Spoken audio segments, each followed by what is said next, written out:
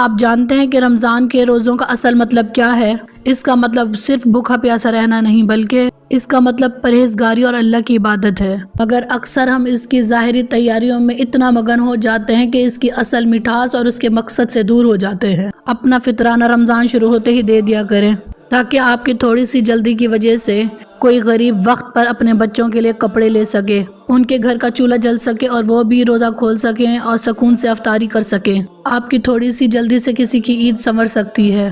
حدیث کا مفہوم ہے، ام المومنین امی عائشہ صدیقہ رضی اللہ تعالیٰ عنہ فرماتی ہیں، جب رمضان کا آخری عشرہ شروع ہوتا تو نبی پاک صلی اللہ علیہ وسلم پوری رات جاگ کر عبادت کرتے اور اپنے گھر والوں کو بھی عبادت کے لیے جگاتے۔ کوشش کریں اپنے دنیاوی کام اور شاپنگ رمضان سے پہلے کر لیں۔ یہ قیمتی راتیں بازاروں میں گھومنے کے لیے نہیں، بلکہ اپنے رب کو منانے کے لیے ملی ہیں۔